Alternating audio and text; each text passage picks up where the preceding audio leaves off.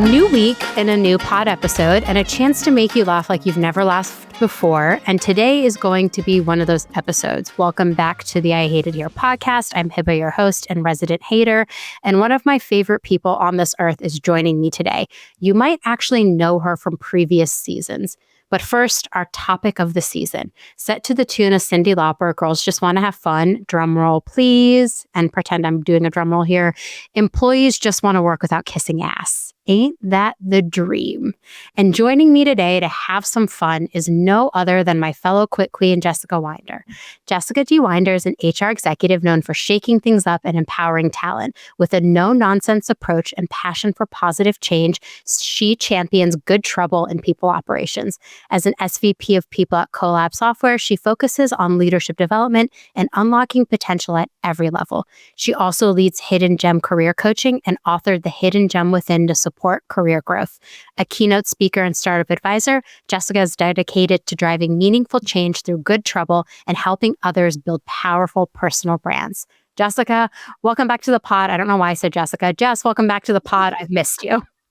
I have missed you too. Okay, I got 2 more kids and I'm back. You've been busy. Okay, you've been busy, and I have been trying not to bother you. Okay. I'm still on maternity leave. I have another month, I think.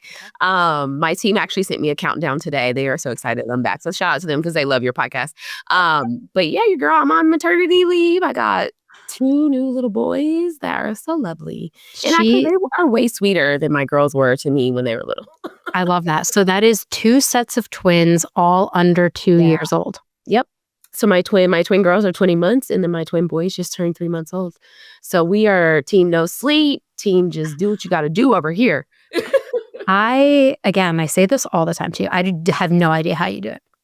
I don't either. I ain't gonna lie to you. Every time I'm like, Jess is at it again. She's out on LinkedIn. I can't even get myself out of bed to post today.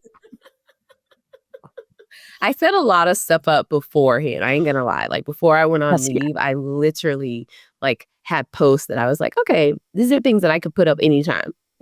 Oh, I'm like, I can't do that. I need to get it together and do it, but I just have not been able to do it. But I'll get there someday. I'm just so happy you're back because I know that I always laugh so hard during our episodes together. You never know what either one of us is gonna say. I'm always like, oh God, is the audio team going to have to edit out all the laughter that you and I do when we record an episode together? It's like, honestly, it's like people are hanging out with us during a coffee break right now. Yes, 100%. Okay, well, every season, before we get to the good stuff of this episode, which I have some fun in store for us today, a game, some really spicy questions. Before we get to that, I've been asking every guest, what's one truth about work you wish more leaders understood? I wish more leaders understood that trust is better than surveillance and it's cheaper. If you actually just trusted your team, you wouldn't need to know how many keystrokes. You wouldn't need to look if they're on Slack. You wouldn't need to do all of these things and be like a surveillance if you trusted them. So trust is cheaper than surveillance. I could care less about what someone's doing as long as the work gets done. Well, I don't care at all. I literally I did a whole TikTok on this. I do not care. Do whatever you want. Walk your dog. Take a nap. Okay, go to the doctor. I don't care. Is the work done? I don't care if you did it in the middle of the night. Just get it done. Just get it done. It's simple like that. Okay, well, that's one truth leaders should definitely think about. Yeah. Okay, but on to our topic today, which I'm very excited about. Because when I asked you what you wanted to talk about, you were like, I want to talk about employees getting work done without having to kiss ass. So we're going to start there. What does kissing ass mean to you in the workplace? To me, I want to preface this by saying that some of the things I'm going to talk about are things that I have had to do. I have had to kiss ass before in my jobs, especially when I was an HR generalist, just getting my footing. Some of the things I'm going to name, I'm naming them because I did them. And so one of the things is I used to have to co-sign people's horrible decisions. I used to have to agree with them because if not, I would put a target on my back. Yep. If I didn't say, yeah, this sounds great, knowing in the back of my head how employees were going to receive it or the rollout wasn't going to be what people were expecting. I used to have to co-sign that stuff. And that is the definition of having to kiss somebody's ass, is not tell them the truth when you know that they are wrong. Oh, yeah. There are ass kissers in the workplace that I can just pick out. I'm like, oh. Yeah. You can spot them. Yeah. And I also have had to do that in my career. And I feel just like an immense sense of Mhm. privilege that I'm at a spot and work with a founder and a leadership team that I do not have to do that with. Yeah. That's privilege. That is there is privilege in that. So I always want to acknowledge that. Like where I am now as an SVP and what I could do in the beginning of my career are totally different things. And so listen to this conversation with that in mind that I've had to kiss ass before. And now I rail against it because I don't have to do that anymore. But I also feel bad for the people that are still in that situation. Yeah, I think it's definitely something that I feel it's just so much privilege around where I can show up and like really be my true self and tell my Mhm. CEO, I don't think that's a good idea. And I don't have to basically play a politics game to get by because it's just not for me. And like that hasn't always been the case though. So have you ever felt like doing good work wasn't enough to move ahead? Like when did you Oh, yeah. experience that? What did it feel like? Yeah, this was, early in my career. I was an HR business partner, and I absolutely, um this app I would love to talk about this because it actually coincides with when I got sober. So, prior to being sober, I was party girl, so I would go to the happy hours, I would do all the networking, I was out and about anytime that the employer would have an event, I was the first to be there and the last to leave, and that got me really far. When I got sober and I stopped drinking, to be quite honest, I didn't wanna go to these events because it was very alcohol focused, and so I felt uncomfortable. I felt like I couldn't be there and watch everybody else in those situations. Now I'm 5 years in, I can go anywhere, be around anybody, it doesn't bother me. But in the beginning of my sobriety, it absolutely bothered me and it was a trigger. And so I stopped going to these networking things, and my boss had a discussion with me about how I wasn't being a team player anymore. And that is the definition of like I needed to present myself in a certain way. And this person knew that I was trying to get sober and still said that I need to be coming to these events that were always held at a bar. So, like think about that. Think about what you would be doing to me if I decided, oh, well, then I'm going to take a drink? So I absolutely have been in those situations. Oh my God, one, thank you for sharing. I know you're very open about your sobriety journey, and Mhm. I feel always honored when you talk about it because I think a lot of people, we're all just like experiencing the world in different ways. Mm, And there are a lot of people that are on the sober journey. I think like drinking culture has radically changed since the pandemic, and a mhm, lot more people are sober. But I know what you mean about the pressure of being at those happy hours to mhm. feel like, oh, I have to be liked, like my work is not going to be good enough. Let me like show up and be the fun Yeah, person that then they want to go advocate for behind closed doors. absolutely. And like it's like also like the inside jokes and like you're not there for these things that people then bring up in meetings or they talk about like, when you're in breaks, you're not a part of that culture anymore. And so yeah, not being a part of that. And some of that is the kiss ass part of like you people are letting their hair down and like telling you about their lives. Mm. So then you have an inclination of who they are outside of work and you can use that. But not being a part of that absolutely was a problem for that manager. Yeah. There have been so many situations where I feel like I've done such good work, but I've had to go do these like extra little things to like make sure that promotion really happens. And Mhm. that just like makes me sad because I'm like, why do I have to do this? And so you've written a whole book about like your career, The Hidden Gem Within. I have it on my bookshelf. I think it's right, it sits somewhere. It's literally on the top. I'm like looking around for it, but I have it. It's up here. I think Um, I see it, so don't worry. it's somewhere. But I have it, and I gift it to people too because Yeah, I'm like, this could really help you. So, like, yeah, what are some unwritten rules of career advancement that no one talks about, but then everyone seems to know? yeah. One of them that really got to me when I first started my career is, like, being liked gets you further than being right. So, if you're trying to be right in situations where you're having to go against somebody or go against the grain, actually having people like you is honestly better, and that's so hard to hear. I once had a leader write in my performance review, that, I needed to be more honey-like, like honey, like bee No. honey, honeys, yeah, because I was, too abrasive, and he's like, "You would get more you get more, bees with honey," and I was like, "Say what now?" And he wrote it down. So that's that is a rule, it's better to be liked than to be right. Um Playing the game of corporate, I've had people tell me when I'm doing career coaching, they don't wanna play the game. Like, "I don't wanna be a part of this, that" Yeah. the game is being played whether you decide that you want to participate or not. Yep. And if you decide not to participate, you're at a disservice to yourself. But there are levels. You can decide what level you want to play at. You know what I mean? Like, you want to be up here, you want to get into a leadership role, or you just want to get by and have people leave you alone. That's like minimum level, you know? So the game is going to be played, but what level do you want to play? What level do you want to participate in? You got to decide that. And then visibility. We all know there's people that are super visible, but are actually not contributing. Those are the people that get promotions because people see them. They make sure that people know what they're doing. They make sure that the leadership team is aware of what they want to do next when it comes to promotions. So being visible is hyper important. All of those just like make my soul sad. I know. They rub me the wrong way, but they're true. I know the unwritten rules, right? Like there was something about like when we started going back to the office or hybrid situations started happening, there's like this big conversation around like proximity bias, meaning like the people in the office were going to get access to more opportunities than the people that were remote. And I think that is still true because it's like that out of mind, out of sight thing. Like sometimes if people don't see the person doing the work, they think they're not doing it. Yeah, I've absolutely been in conversations with a leadership team where we're talking about promotions. And one sticks out in my mind because it was during the pandemic and I thought this was so wrong. But the leader wanted to give this person a promotion because during COVID, she risked her life and went into the office. No. And he was like, that deserves an award. Like, she's coming to the office. And I was like, wait. We told people not to come to the office. And he's like, exactly. And so like, look at how dedicated she is. Think about that. My jaw's on the floor. Yeah.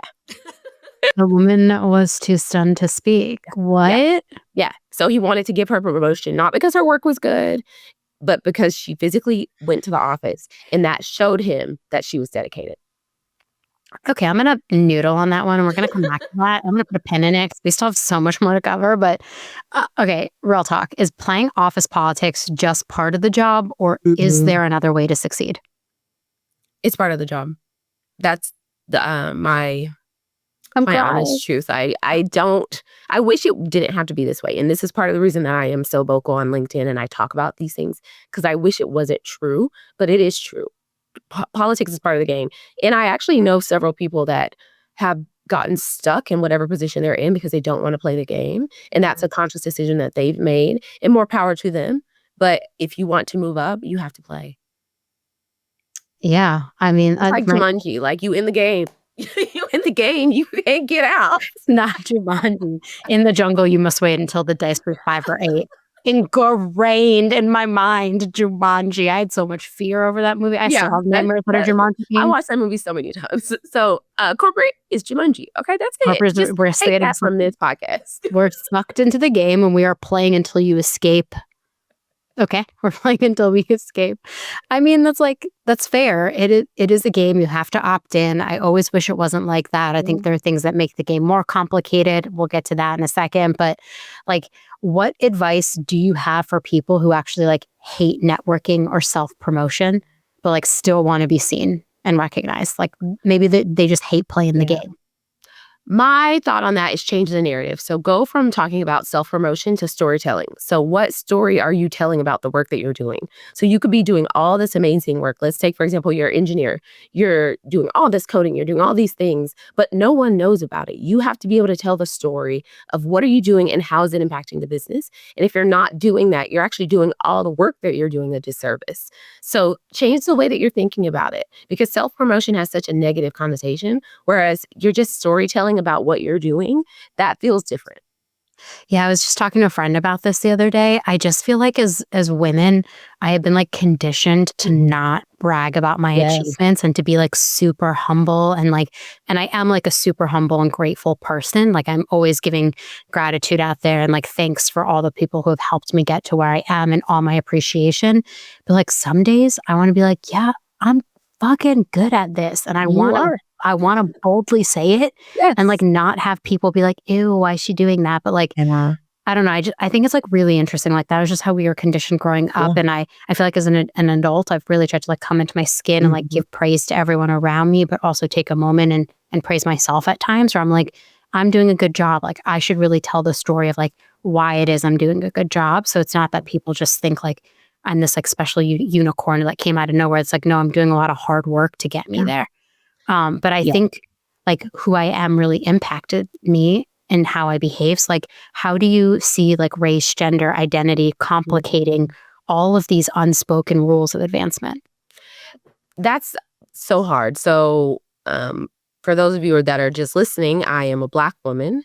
And so I feel like my race and my gender, also I have like a disability. So like, I'm super dyslexic. So like that, like all of these things, have played a part in like how I see myself, how I present myself, and what I want others to see.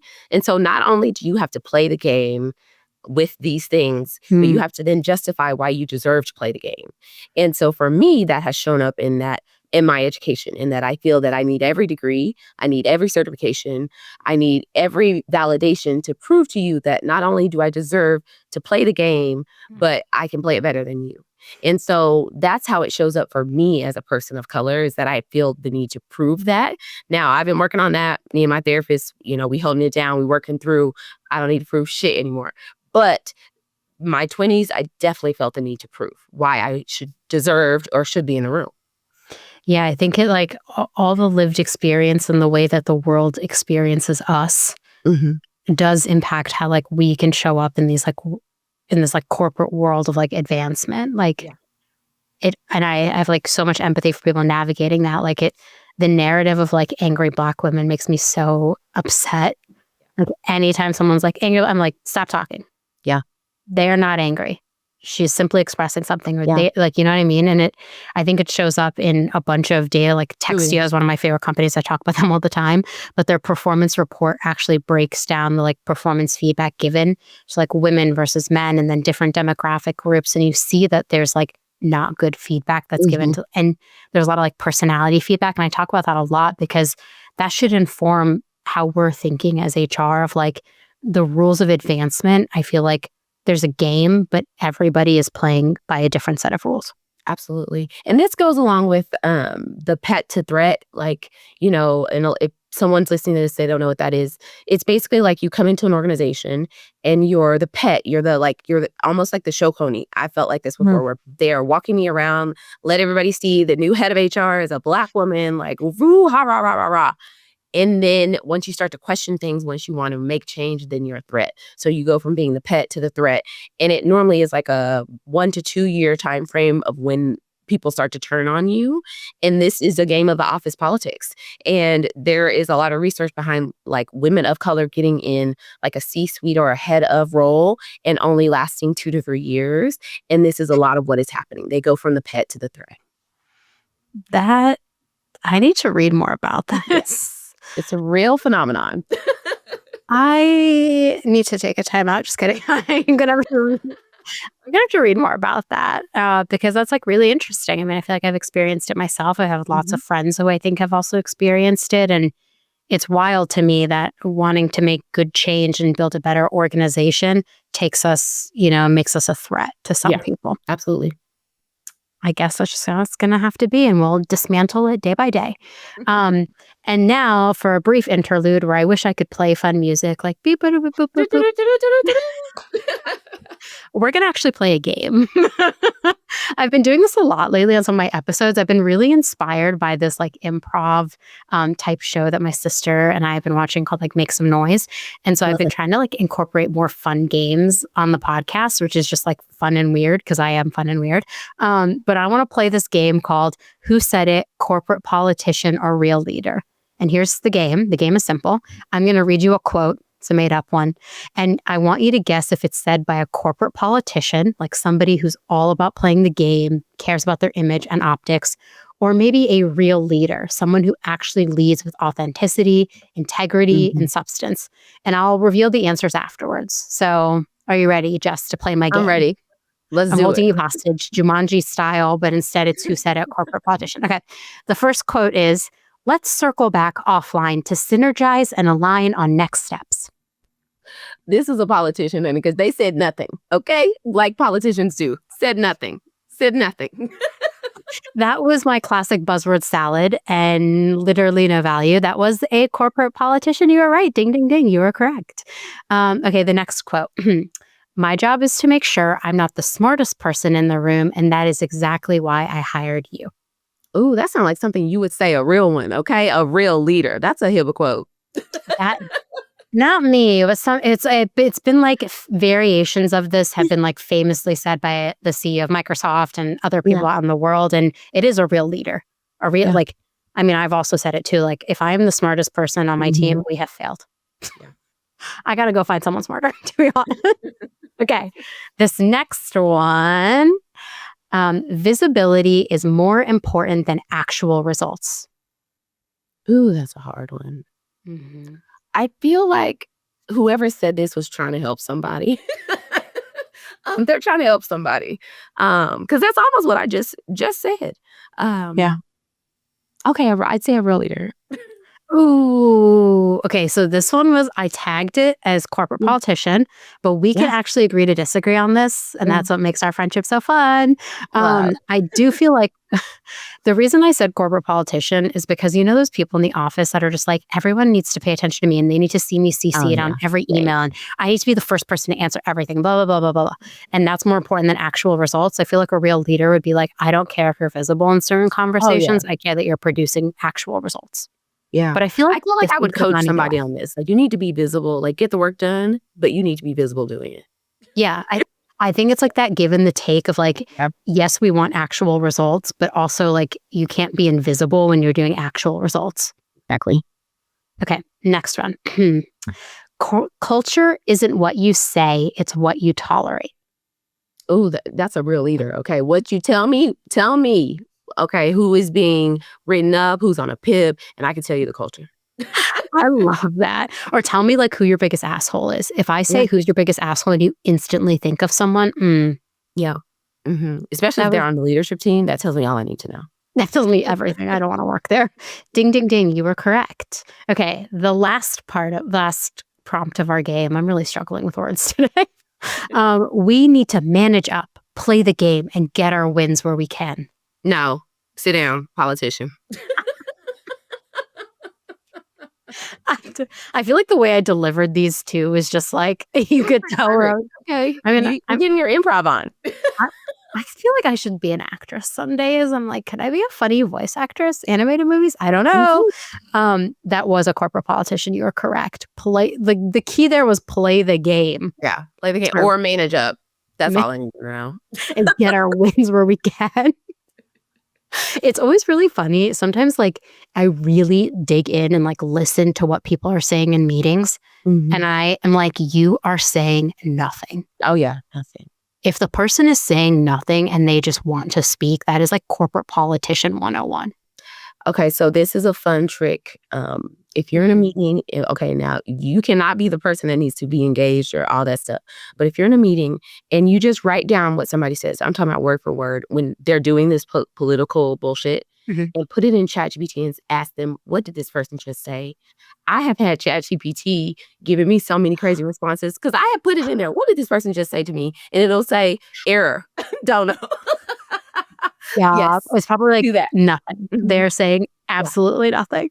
I'll say, translate this to me like I'm a sixth grader, and it'll be like, yeah, can't. I'm dead. Okay, well, that concludes our game. And if I had fun air sirens, they would be playing right now. You clearly win. You understand it. Thank you for playing Who Said It. You win a free compliment from yours truly to be redeemed whenever you want. I'll text you. Don't worry. That's the prize. I'd be giving you compliments every day anyways, okay? They're for free. You don't have to just play the game to get them. Okay. I feel like we played a game. Now we're in the zone. I want to ask some spicy questions. Which, like, it's you, it's me. We have our spicy takes. Maybe we'll end up on LinkedIn Lunatics again. I still haven't received that honor. I'm hoping someday to make it there. Oh, they'll come for you. Don't worry. Please come find me, LinkedIn Lunatics. I'm waiting for you. Okay, spicy question number 1. What's the most ridiculous thing you've seen someone do to get in the boss's good graces?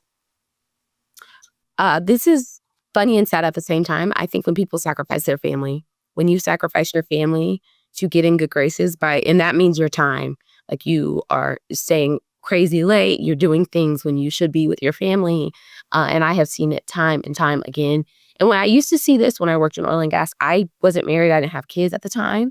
And I used to just think like, wow, like that's a big sacrifice. And I understand that during some projects you have to do some things, but when it's not sustainable and it goes on for a long period of time, it's crazy to me that you would sacrifice the people that you love for this company that will fire you in 2 seconds and have your job posted.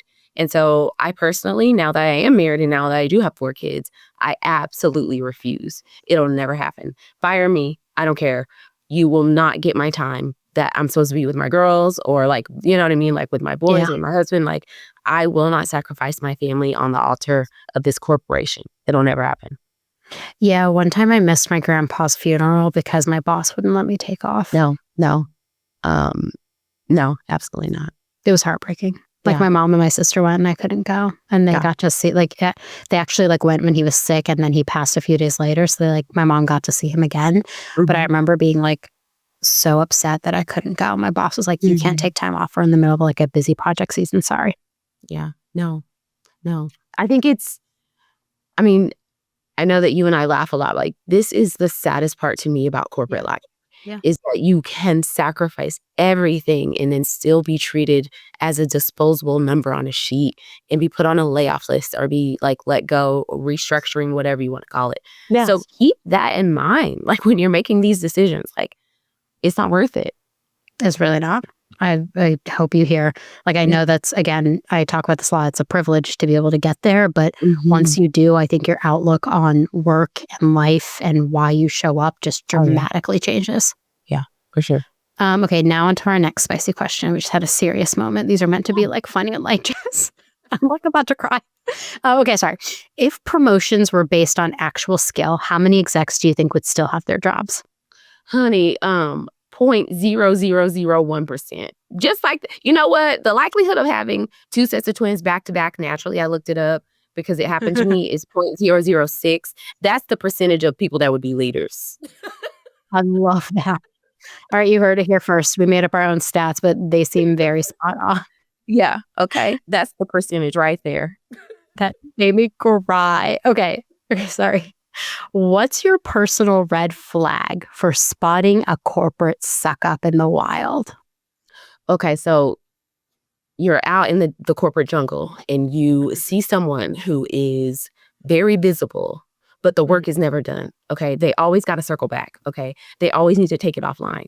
They never have ever presented a finished product. They always still need more feedback from X, Y, and Z. There they go. There's your red flag. Spot them. Please, I'm hoping anyone listening to this, if you're listening to this and you're like, I can think of a few people, please DM us. We would like to. Tell me what it is. We'd like to hear your story. We'd like to hear your story firsthand. Okay, this next one. So you and I are quite vocal on LinkedIn. We have our fun. We're just posting. We're out there, you know. Is LinkedIn just one big kiss-ass arena with better filters?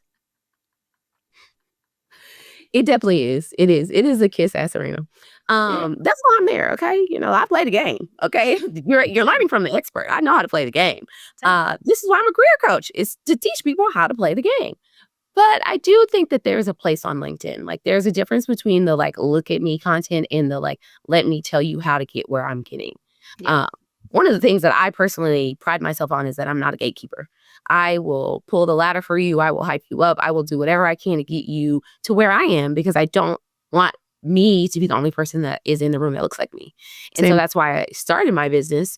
But on LinkedIn, there's a difference between those people that are posting and it's, you know, like a sexy selfie, but they're talking about promotions or whatever the fuck they're talking about. And the next thing, yeah, like it never ties together. But then the person that's like, let me show you how I got here and here are the steps and this is what you could do and this is what to do in this situation. And then a lot of times when I post that type of content, people DM me and I always give them feedback. Always. I love that. I mean, I'm more worried, first of all, that people are posting sexy selfies on LinkedIn. Oh, they do, honey. They love it. The algorithm loves it too, though. I ain't gonna lie. Because I have been told by several people, if I wanted to grow my content, that I should post more photos of myself. And I'm not above it, okay? Really? Should I be posting more pics of myself? Should I be? Should I be posting more pics of Listen, myself? it's a whole game plan. Go on your LinkedIn right now and see what it's about. I would like to be some very people's clear. plan. Yeah. I will not be posting sexy selfies of myself. Listen, the difference is that you and I are writers. Like, we actually like to write. Yeah. These are people that don't want to write. They just want the followers. Also, at least you're photogenic, Jess. I'm so awkward in every Whatever, picture you're of me beautiful, you're taken known fine. to man. Whatever. Every picture taken of me known to man, I'm like, what do I do with these hands? What? In the pocket, out of the pocket, across Hands my whole everywhere. peanut. What am I doing? I'm watching TikToks on how to pose, and I'm still bad at it. So I'm not gonna lie, I have been making my husband watch these TikToks of how to pose as a couple, and he hates it. you're like, Aaron, homework for you. You need to this is what you need to do, and he's like, I'm not doing it. You need to learn to pose. Okay, you heard it here first. Pro tip: post sexy selfies on LinkedIn. I'm just kidding. Please, I'm not endorsing that. You do if you do. Yeah, tag me if you do, because I really need to see what's going on out there in these streets. My LinkedIn strategy is just chaos. I act like it's Facebook half the time. I'm commenting on people's posts, LOL, commenting I love you. Like I want fun emojis. Okay. I'm playing a different game on LinkedIn. Y'all are playing sexy selfies. I'm playing unhinged kooky on. You're giving it. You're giving it. It's the vibe I'm playing on LinkedIn. But, maybe I'll just identify some sexy selfies. My takeaway from today. Okay, wait. Moving on, because I feel like I could really do a whole episode on LinkedIn sexy selfies, but I don't think that's workplace content, so I should stop. Do you think some leaders confuse loyalty with yes man energy?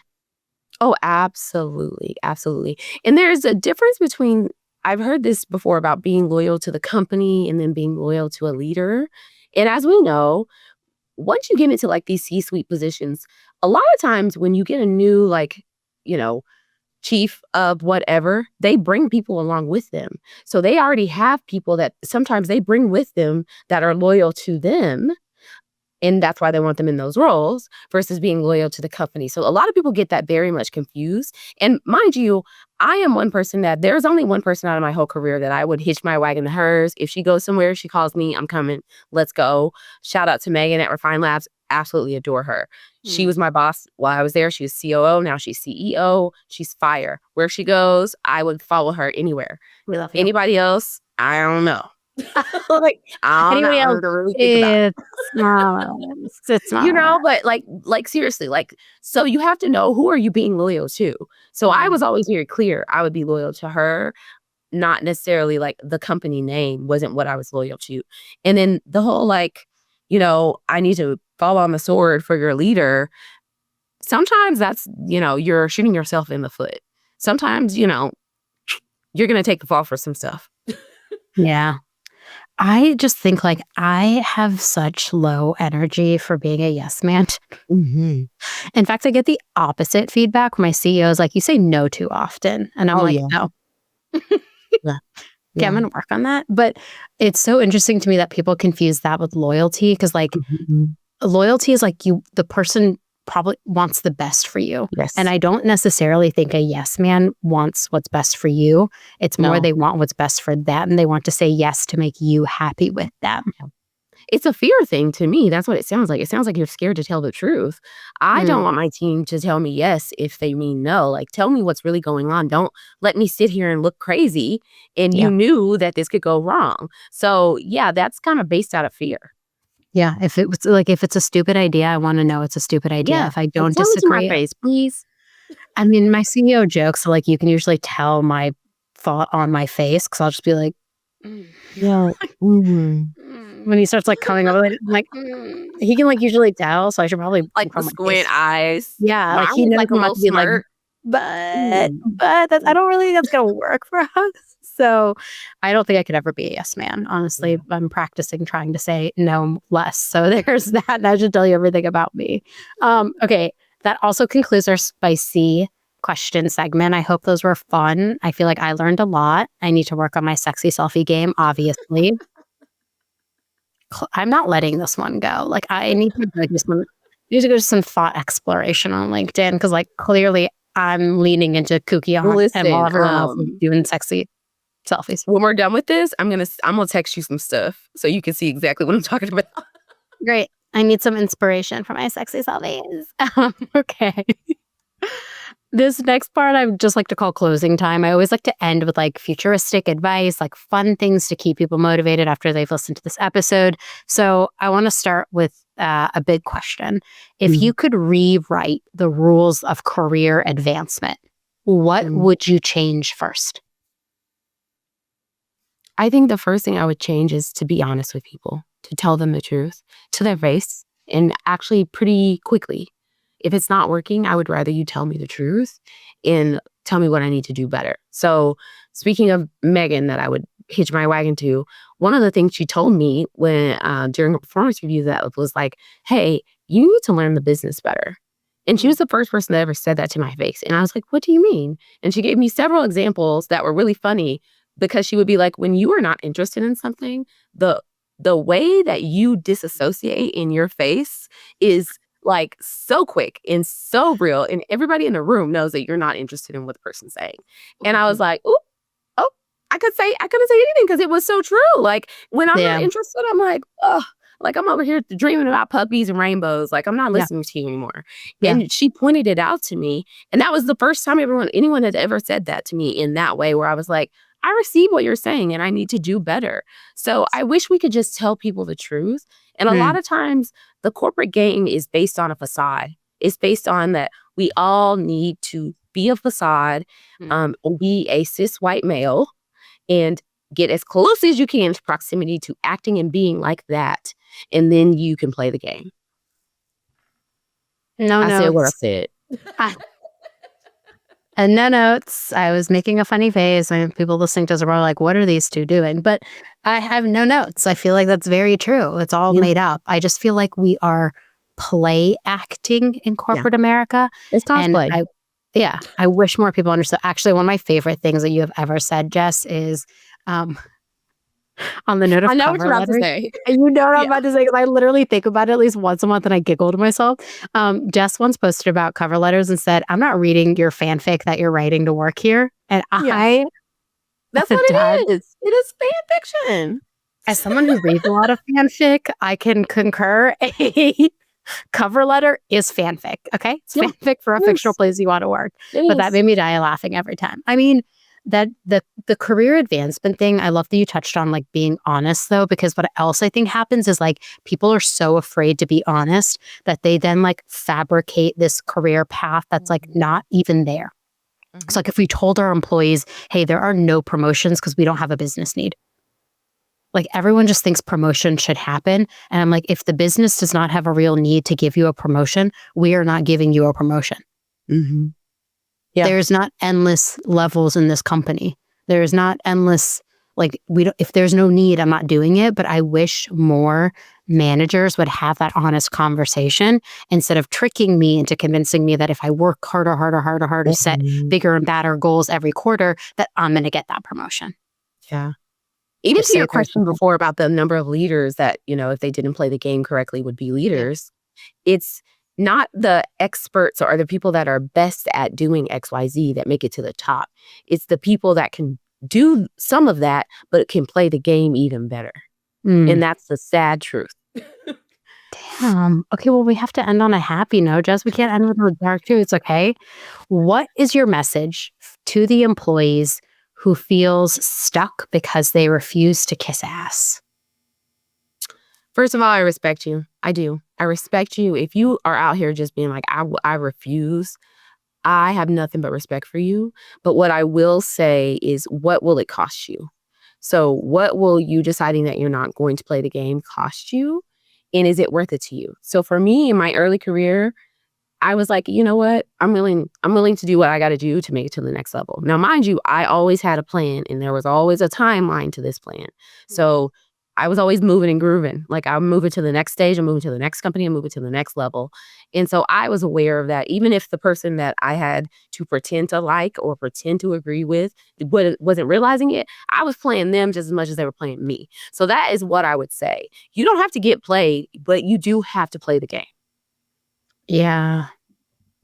Yeah, you don't have to get played. So it's really funny you say that because I think of some of the most unhinged career advice I've given. I actually think you need to come back for another episode called Unhinged Yes. Career Advice, and we just give out wild career advice. You But should one have time people write in there what they want, and then like us just give them advice. Let's do it. oh my God, let's do that. I love that. What career advice do you want? And then I'll come back for another episode. We'll do that. I'm already going to make that happen. Okay. But some of the most unhinged career advice I think I've ever given was I had a direct report and she just like did not get along with our boss. It just, my direct report did not get along with our boss. I literally called her one day and I was like, listen, you do amazing work. Like, honestly, without you, I would be a mess without you. And I said, but what I really need you to do is I need you to win the Academy Award for Best Actress. Yeah. And she was like, what? And I was like, I need you to pretend to like this person and get along with them because I'm being put in an uncomfortable spot where I might have to pick between you and her, and she is our boss and I can't pick you. Yeah. And I said, you do great work. You just don't like her and you make it clear. And I was like, if you could just show up to work and pretend to like this person and win the Academy Award for Best Actress in a motion picture movie, I would deeply appreciate it. Yeah. I had, as her manager, I had no advice to give her on her work product. It was simply just a clash of personalities. And I was like, I cannot be put in this position because I'm going to have to make a hard decision. And I need you to stay here just as much as I know you want and need this job. Please, please, please be an actress for the next few months. Yeah. You don't have to believe it. That's what I would say. Like, you don't have to actually like the person. Okay. You just got to play the game. Don't get played. Play the game. I love that. Okay, so we made the topic employees just want to work without kissing ass. Do you think we answered all the questions correctly? Is there anything else you want people to know about not having to kiss ass? Like, you can play the game without kissing ass. No, I mean, I really think you can play the game and be authentic to yourself, decide what you want to do and where you want to go with it. And like I was actually, the last thing I would say is about give yourself a timeline. So you can put up with something for a limited amount of time, I believe. Like, I can grin and bear it for this X amount of time. And that is how I navigated my career. Like, I'm going to do this for a year. I'm going to do this for however long I have to. And then I'm moving on to the next thing, whether that's here or somewhere else. And so that would be my advice if you're in a situation where you're having to take it up a level or it's gotten to the point where you just can't do it anymore with this person. Give yourself a timeline. Love that. That's great advice to end on. I mean, this whole season we're talking about like what employees really want. And I feel like playing the game and having to kiss ass are just like, there's sometimes distractions. Like, we all have to play the game. We agreed on that like very early on in the episode. It's the kissing ass part or having to like go above and beyond to like make someone feel special just so you can get the promotion or the acknowledgement you want that I think is just distracting. Yes. And I come back to it, like, just be honest with your employees about what's possible and what's not. And the more clarity you can give them, the better work they can do. Yeah. Everyone always thinks like, ooh, don't tell them that there's no promotions or, ooh, let's be mysterious about this. We're not solving mysteries at work. Okay. You want them to come to work and know exactly what they're doing. They're not Nancy Drew. Let them know what they're doing. This is not a mystery of how do I get to the promotion. My favorite, not Olivia Pope, okay? Just put the document in a PDF and send it. Just tell them what they have to do, okay? Just tell them what they have to do. It's so funny because one of my favorite like fake Nancy Drew titles is like Nancy Drew and the Mystery of the Missing Fucks. Because I'm like, yeah, that's I have no fucks given. It's like, it just made me laugh every time. But I mean, that's just like what I would say about this episode. Like, this whole season, I'm talking about like what employees really want and need in work. And I think this piece is like lost so often. It's like they're not trying to solve mysteries at work. You want them to show up and do good work. Just tell them what they need to know. Yeah. And part of this is not having to kiss ass is having a good leader. You know, that it all comes back to having a good leader. I know my team's going to listen to this. I hope they would say they don't have to kiss my ass. Because like, I just hope so. I'm like, don't. But I say that to say it's because I trust them. And so this goes back to the very first thing that I said. Trust is better than surveillance. And so you shouldn't have to kiss ass if your leader trusted you. Yeah, that's a good point. Also, if you're like me and Jessica and you just lack the ability to kiss ass now in your life, welcome. Oh, yeah, honey. I want my husband's dreams to come true because he going to have to financially support us pretty soon. Like, I'm okay. I'm leaning towards retirement. You're like, I'm out. I've done too much already. That's okay. My ass kissing days are over. It's career. I mean, but it is tough though when you're in HR and you have to get everyone to like your ideas, and you're caught between this, like, how do I influence but not be a suck up? Politicians really have nothing on HR managers. I think there are several HR managers that could be great politicians, honey, okay? They would be out here for people. Honestly, Taylor tried. Like, no, sorry. That's a podcast for another day. I could not do it. Honestly, I was just telling everyone the other day, this would be me as a politician. Please give me your money. I can't do anything, but I will certainly go fight for them. But no change will happen. I would be like homegirl that was like, send me your money and I'm gonna keep 20K. But like, but I just should not be an elected official. To be fair, people tell me all the time, like, you should run for like a local office. I'm like, first of all, I got a mugshot, so that's not cute. I don't want to do that.